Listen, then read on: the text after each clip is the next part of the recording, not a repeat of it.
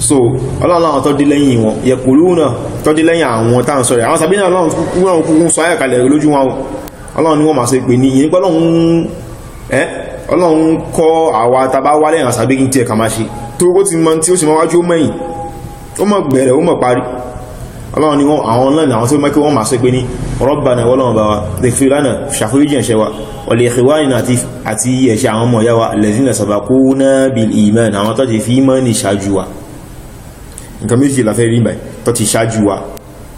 ìyẹn ni pé àwọn tó bá ti ṣáájú wa tó ìbẹ̀rẹ̀ wọn jẹ́ àwọn sàhábà yìí tó dà àwọn sàbí gan ni rísì ń báwí gan pápá àwọn tó ṣáájú wa aláyáyà yìí báwí gan pápá àwọn tó ṣáájú wa bó ṣe wà ní tafsir so Ọlọ́run ni àwọn máa tọrọ ìyàfóyí fún wọn ni kò sí kọ́ máa bú wọn lẹ́yìn náà ni wọ́n ti ṣáájú wa pẹ̀lú ìgbàgbọ́ ó túnmọ̀ sí Ọlọ́run ìgbàgbọ́ ilẹ̀ fún wọn ó túnmọ̀ sí pé nígbàgbọ́ ni wọ́n àwọn tó jẹ́ nígbàgbọ́ yẹn làwọn ṣíyàn sọ pé ọmọ náà ni wọ́n bí ìwà ẹgbà Islam lọ ṣíyàn sí tọ́bá ní ashhadu an la ilaha illallah wa ashhadu anna muhammadan rasulullah tí wọ́n sọ ní pé ní wa ashhadu anna aliyu waliyullah wa ashhadu anna abubakar wa Talha zikini kankan fi náà wọ́n sì fi kún fún àwọn tẹ́gbà Islam ṣíyàn àwọn pé jẹ́ ìpọ́ Ọlọ́run ọba ẹ̀kan ní jẹ́ ìpá nẹ́bí òjíṣẹ́ Ọlọ́run ní jẹ́ ìpé àlì wòlé Ọlọ́run ní gangan mo jẹ́ ìpá Abubakar àti Umar kí ìpénu náà ni wọ́n wà kí ìbínú Ọlọ́run kó máa bá wọn ṣàádà táwọn fi gbà Islam ni àwọn tọ́lọ́run fi mọ́ ní ìròyìn fún Kùránì àwọn àbí ṣíyàn ṣẹ́ ẹ̀ka Kùránì mọ́ ni àbí ẹ̀ ń kà ìgbẹ́yìn mọ́lẹ̀ rẹ̀ wọ́n ti deprive yín wọ́n jẹ́ kó dínú agbárí àtẹ̀mí yín tẹ́ẹ̀fì ronú òun náà ni mùdí ìrọ̀ àwọlé yìí ṣe èèyàn náà rí pé ó clear báyìí ẹ wá wo nǹkan o ìyàwó Aisha táwọn ṣe àtúnlẹ̀ àwọn yìí tọ́pọ̀ àwọn ní tọ́pọ̀ àwọn lẹ́mọ̀lẹ́yìn ànábì búdí ẹ́sì pé wọ́n náà nífà wọ́n ṣe mọ́lẹ́yìn ànábì ẹlẹ́wò wọn o torí kí yàn jẹ́ mọ́lẹ́yìn ànábì ni yóò máa sọ pé ìyàwó ànábì nù náà olórí bú ni báwo lè jẹ́ mọ́lẹ́yìn ànábì gidi ẹni ṣe yàn Àlì ṣáńlì àti Fátímà wọn ṣe fámílì mọ̀ àgbàtà Àlì bá jẹ́ fámílì ànábì ìyàwó ànábì òun ṣe fámílì Àlì so ìyàwó Aisha ló wá sọ pé umiru an yastaghfiru àṣẹ́tọ́lọ̀ ń pa wọn ní kọ́ tọrọ àforíjì fún wọn o ayàkàkà lọ kí àyà Aisha ní fasabuhu kàkà yẹn ebú lọ ń bú wọn ọpa wọn láṣẹ kọ́ tọrọ àforíjì fáwọn sàbẹ́ ni o ebú lọ ń bú wọn ayínà ìgbọ́rọ̀ Allahu akbar alhamdulillah wa sallallahu wa sallam ala rasulillah muhammad bin abdullah wa ala alihi wa sahbihi wa wala wa ba'd ọpẹ́ ni fún Ọlọ́run bá tí ó ṣe wá ní mùsùlùmí tó wá ń ṣe wá ní mùsùlùmí tí ń ṣe súnnà nabi muhammad sallallahu alaihi wasallam ta nabi sọ pé ní alaykum bi sunnati súnnà mi dọwọ́ yín sunnatul khulafa'ir rashidin al-mahdiyyin súnnà àwọn àrólé mi ẹni mọ̀nà tó ti mọ̀nà ó dọwọ́ yín Ọlọ́run bá àpàdà sábúrú tí ó ní mú àṣẹ súnnà náà ma Ọlọ́run kúmọ̀ ẹ̀gá rẹ̀ so àwọn khulafa Ànábì ar-rashidun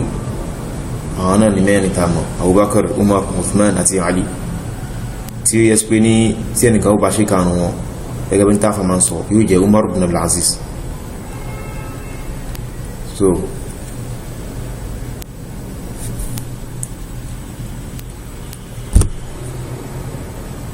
ẹ̀wà rí pé àwọn tó jẹ́ khulafa Ànábì náà ni àwọn kan tó ti ń bú àwọn sàábé ti pẹ́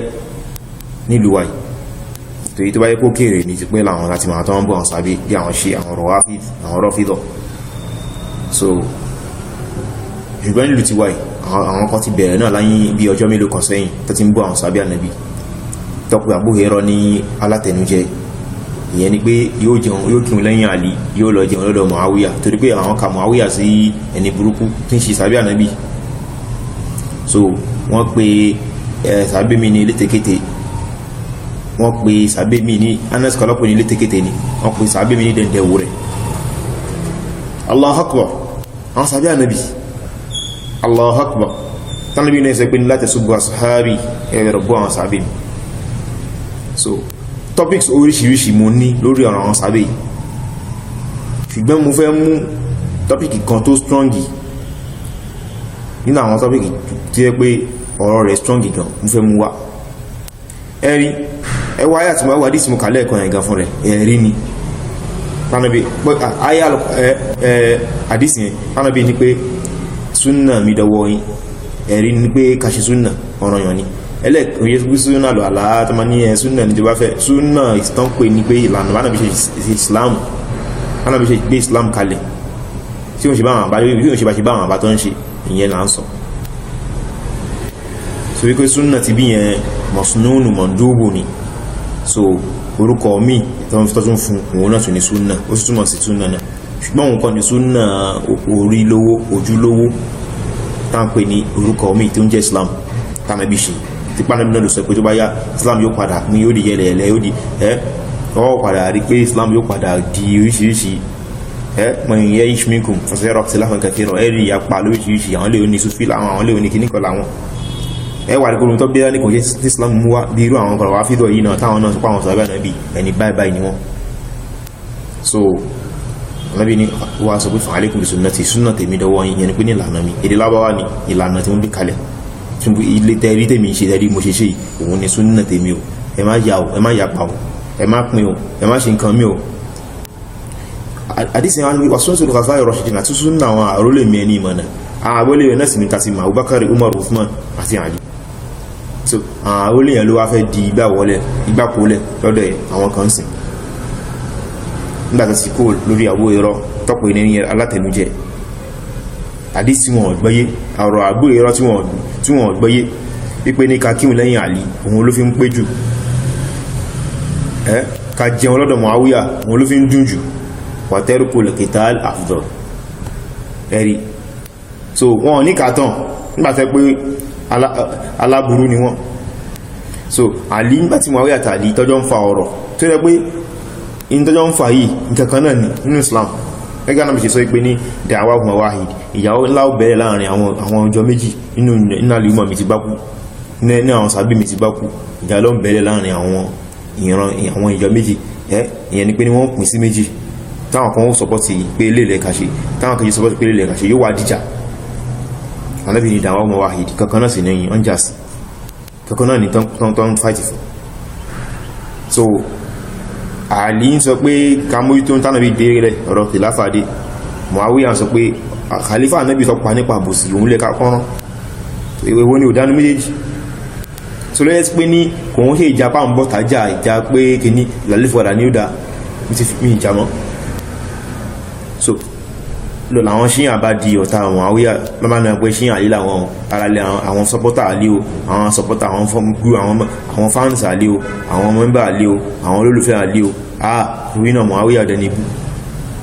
sáàlì wọ́pẹ̀ Muawiya dẹnibú ẹmú ọ̀rọ̀ kan báyẹ̀ nírí kọ́kọ́ tẹ̀ pé Àlì sọ pé Muawiya yẹn èèyàn burúkú ni nírí àfàwọn náà ní ẹ̀ màgbẹ́ lẹ́nu tí wọ́n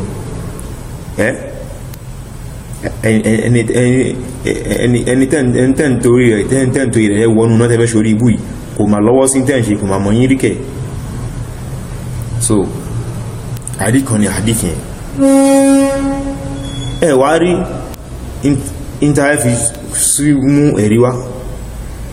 tàrẹ́fì mú ẹ̀rí tàrẹ́fì sọ̀rọ̀ òun náà ni Allahu Akbar ìbújẹ̀ mú wọ̀nyí àdís kan wà tí àwọn Aisha fi tú ayé al-Qur'an nìkan mo sì ń bọ̀ àwọn ayé al-Qur'an ní mínà wà lítà inṣàlá ní fídíò mi tí ma fi ṣe maka ọ̀sún yí inṣàlá ìyá Aisha ó ṣàlàyé hadith kan ó ṣàlàyé ayé kan ayé lágbára bátọ́lọ́wọ́ sọ pé ní was-sabiquna al-awwalun min al-muhajirin wal-ansar sọ́nà sọ pé ní walladhina ja'u min ba'dihim yaquluna rabbana ighfir lana ولإخواننا الذين سبقونا بالإيمان Ọlọ́run tọ́ wa níkà àwátá wa nísìn Ọlọ́run tọ́ wa níkà tí ẹka máa ṣe àwọn ṣe nǹkan mi gẹ́gẹ́ bí àìṣà náà ṣe sọ Ọlọ́run ni àwọn tó wà lẹ́yìn wọn yaquluna rabbana ighfir torí pé àwọn sàhábà ní àyà ń sọ̀rọ̀ ayé lórí àwọn sàhábà ní àyà ń sọ̀rọ̀ ayé lórí tọ́lọ́run sọ̀rọ̀ wọn Suratul Hashir ni so gbàtọ́lọ́run sọ̀rọ̀ wọn bọ̀ Al-Qur'an ẹ̀nà ẹ̀ sọ pé kàdísì èsìsì ẹ̀ ti bàdísì ẹ̀ fáwọn èèyàn ayé Al-Qur'an náà lílé yìí Ọlọ́run wá sọ pé ní wàlẹ̀dí Ọlọ́run tí wá sọ̀rọ̀ wọn sàbí lọ wá gbá padà pé walladhina ja'u min ba'dihim àwọn tó wá dé lẹ́yìn wọn àwọn tó bá tí wọ́n wà lẹ́yìn àwọn sàbí in ba'dihim lẹ́yìn àwọn sàbí tàn sọ yìí so tọ́lọ́run máa lo mukhatab tó bá lo maghrib ìyẹn ẹ̀kọ́ kan ní ìdílábáwá a ń pè ní intikal min al-mukhatab ila al-maghrib aw ila al-ghaib. So Ọlọ́run yóò máa sọ bẹ́ẹ̀ sọ̀rọ̀ sí ibi ẹni pé ó ń dojúkọ ẹ tó wá fi yára sí máa sọ bí ẹni pé òun sọ fẹ́ nìkan lẹ́yìn ẹni nípa rẹ̀ ìwọ̀n náà so bọ́lọ̀ ṣe máa wọn sọ ní ìyẹn pọ̀ nípa àdàdà fẹ́ tí ìbá mọ̀ nípa kan ní nínú mérékù ọ̀nà sí kan èdè kan fi jẹ́ èdè gbáwọn alábára náà ṣe máa ń sọ tẹ́ pé a tún kọ́ ilé nìkan ní àmọ́ nǹkan táwọn alábára tó kọ́ nìkan ní kiri bàtú ṣe ń sọ ní táwọn gbọ́ mọ́ tẹ́lẹ̀. So Ọlọ́run tó dé lẹ́yìn wọn yẹ̀kùlú náà tó dé lẹ́yìn àwọn táwọn sọ̀rọ̀ àwọn sàbí náà Ọlọ́run kúkú sọ ayàkalẹ̀ lójú wọn Ọlọ́run ni wọ́n máa ṣe pè ní ìyẹn pé Ọlọ́run kọ́ àwa tàbá wá lẹ́yìn àsàbí kí n tí ẹ̀ka máa ṣe tó ó ti mọ́ tí ó sì mọ́ wájú mẹ́yìn ó mọ̀ gbẹ̀rẹ̀ ó mọ̀ parí Ọlọ́run ni àwọn náà àwọn tó mẹ́kí wọ́n máa ṣe pé ní Rabbana Ọlọ́run bá wa ighfir lana ṣàforíjì ẹ̀ṣẹ̀ wa wa li ikhwanina àti ẹ̀ṣẹ̀ àwọn ọmọ ìyá wa alladhina sabaquna bil iman àwọn tó ti fi ìmánì ṣáájú wa nǹkan méjì la fẹ́ rí báyìí tó ti ṣáájú wa ìyẹn ni pé àwọn tó bá ti ṣáájú wa tó ìbẹ̀rẹ̀ wọn jẹ́ àwọn sàhábà yìí tó dá àwọn sàhábà gan ni àrísí ń báwí gan pápá àwọn tó ṣáájú wa aláyáyà yìí báwí gan pápá àwọn tó ṣáájú wa bó ṣe wà ní tafsir. So Ọlọ́run ni àwọn máa tọrọ ìyàforíjì fún wọn ni kò sí kọ́ máa bú wọn lẹ́yìn náà ni tó ti ṣáájú wa pẹ̀lú ìgbàgbọ́ ó túnmọ̀ sí Ọlọ́run ìgbàgbọ́ wọn ilẹ̀ fún wọn ó túnmọ̀ sí pé nígbàgbọ́ ni wọ́n àwọn tó jẹ́ nígbàgbọ́ yẹn làwọn ṣíyàn sọ pé ọmọ náà ni wọ́n bí ìwà ẹgbà Islam lọ ṣíyàn sí tàbá ní ashhadu an la ilaha illallah wa ashhadu anna muhammadan rasulullah tí wọ́n sọ ní pé ní wa ashhadu anna aliyu waliyullah wa ashhadu anna abubakar wa tọ́lá azùkíní kan fi náà wọ́n sì fi kún fún àwọn tẹ́gbà Islam ṣíyàn àwọn pé jẹ́ ìpọ́ Ọlọ́run ọba ẹ̀kan ni jẹ́ ìpá náà òdíṣẹ́ Ọlọ́run ni jẹ́ ìpé àlì wòlé Ọlọ́run ní kankan mo jẹ́ ìpá Abubakar àti Umar kí ìpénu náà ni wọ́n wà kí ìbínú Ọlọ́run kó máa bá wọn ṣàádà táwọn fi gbà Islam nìyẹn àwọn tọ́lọ̀ fi mọ́ ní ìròyìn fún Kùránì àwọn àbí ṣe àṣẹ ẹ̀ka Kùránì mọ́ ni àbí ẹ̀ ń ka ìgbẹ́yìn mọ́lẹ̀ rẹ̀ wọ́n ti deprive yìí wọ́n jẹ́ kó dínú agbárí àtẹ̀mí yìí tẹ́ fi ronú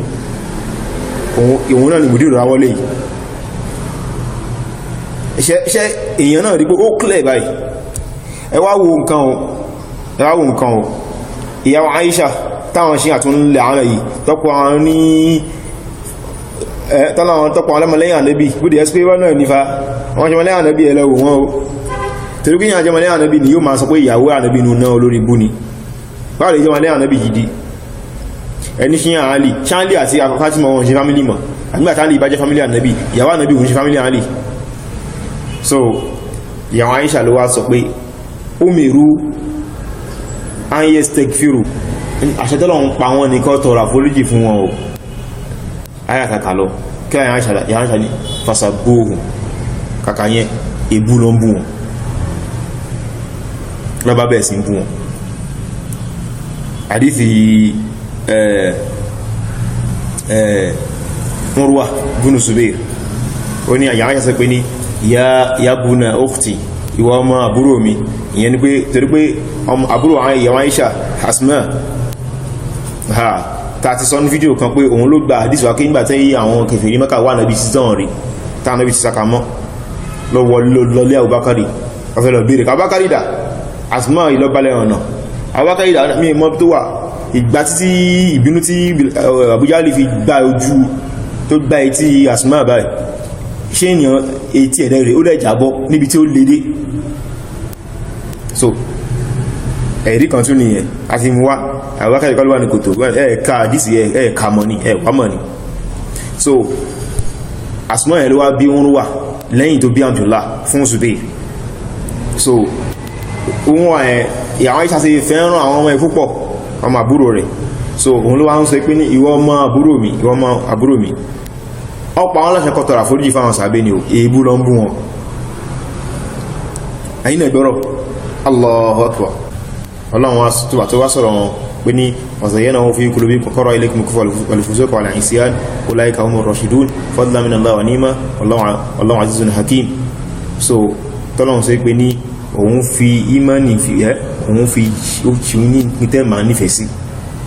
kọ́kọ́rọ̀ ilé kìmù kúfà alifusoko ọlọ́run sọ pé ẹ̀yin sàábé ilaykum mukhatabu ní ẹn tá ń bá wí tá ń bá sọ̀rọ̀ nínú Kùránì àwọn olóòlẹ̀ ní ọwà láyé ìbàtà lọ́n sọ́lẹ̀ Kùránì gẹ̀lẹ̀ àwọn sàábé náà Ọlọ́run ní òun lòun fi ìmánì fi ṣe ìntẹ́fẹ̀ tó ń fi ní ìntẹ́ tó jẹ́ nǹkan ìfẹ́ sí yín lẹ́mìí láfi rí pé táwọn náà ṣe yóò máa yà lẹ́nu pé Sahabe ṣe lè fi gba oko gbogbo business ẹ̀ tó ní ó fi ilẹ̀ fún Allah nítorí pé Ànábì kan tó pé ta ló fẹ́ rà àbí kìíní kan àbí torí pé ta ló fẹ́ ṣe sọ́dákọ̀ yóò sì ń tẹ́ pé ìyẹn òbíṣẹ́ mi lè ṣe ṣá bẹ́ẹ̀ ni Ọlọ́run ló fún wọn ní irú money line. So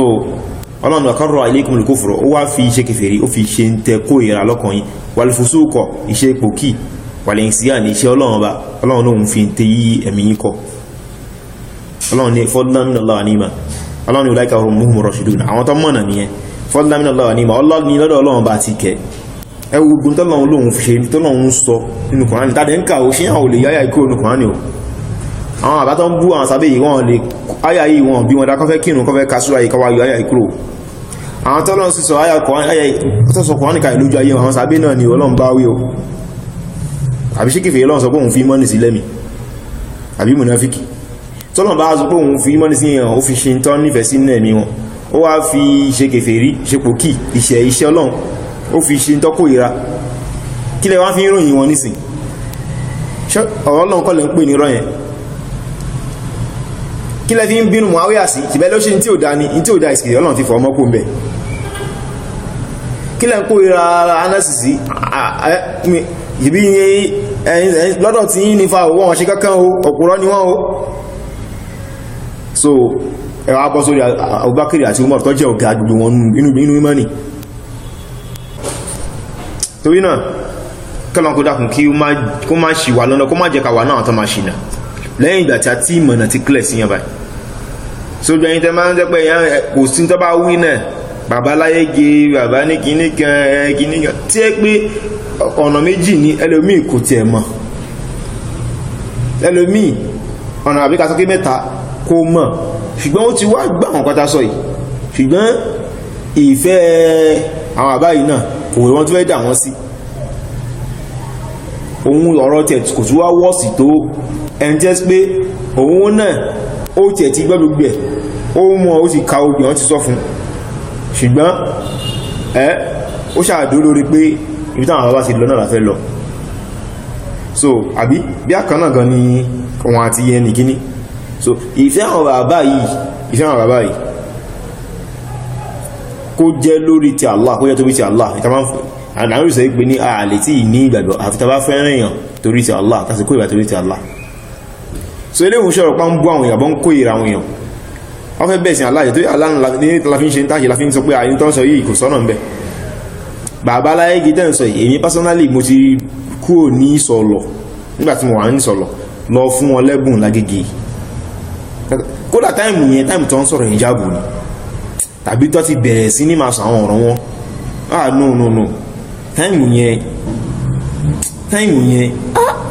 yẹn wọ́n làkọ́ ti bẹ̀rẹ̀ sí sọ̀rọ̀ hijab torí mọ́ rántí táìmù tí mo wò pé aburú ni bàbá yìí pèpè sí o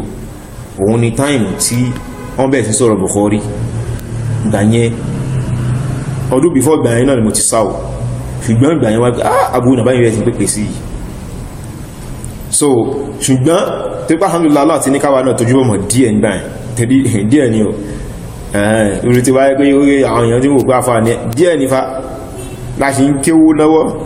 so ipá òjò ìlú wa yìí bí ẹ̀ bá ti kíní ẹni tí ò lọ lé kí ó gan yóò bá ti rí pé òun náà kọ́ gbé máìkì dání ó ti ń sọ nítorí sọ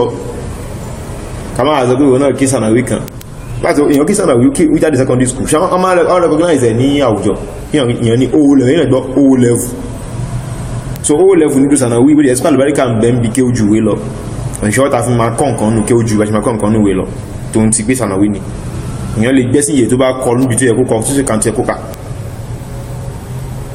so ká máa sọ òun ló fàájẹ́ pé àwùjọ wa yìí rí bẹ́ẹ̀ èwo làá ti gbọ́yé làá lọ́fi ṣe kíni làá ṣe fi ìdúró dì sí so àwọn ọ̀dọ́ látà sí sọ iná àwọn náà gbìyànjú ni torí ìmí tí ó jáde sànàwí gan bẹnu àwọn báyìí ẹ máa fọ ọ̀rọ̀ pẹ̀lú àwọn tó jáde tó ṣe jamia degree tó ṣe magister tó ṣe professor doctorate tó tún kà kọjá doctorate ní ilẹ̀ lábáwá ní tẹ́sìn ti tó yẹ pé àwọn àfá gbàgbàgbàgbà tó jú òrè tó yẹ pé tó bá wà níbi gan tó bá kàwọ́ jọ̀gan àwọn kan tó jú òní tó ojú tí wọ́n tó ń bẹ̀ ẹ máa bá àwọn fàntí ẹ̀ tẹ́ ìgbọ́yé wọ́n sì ń sọ ẹ náà rí pé òótọ́ ni ẹ̀rọ pẹ̀lẹ́rì ni agídí náà ni so that kíyàn bí àpò Ọlọ́run sì ṣàpèjúwe Fìràwọn náà fún wa nínú Al-Qur'an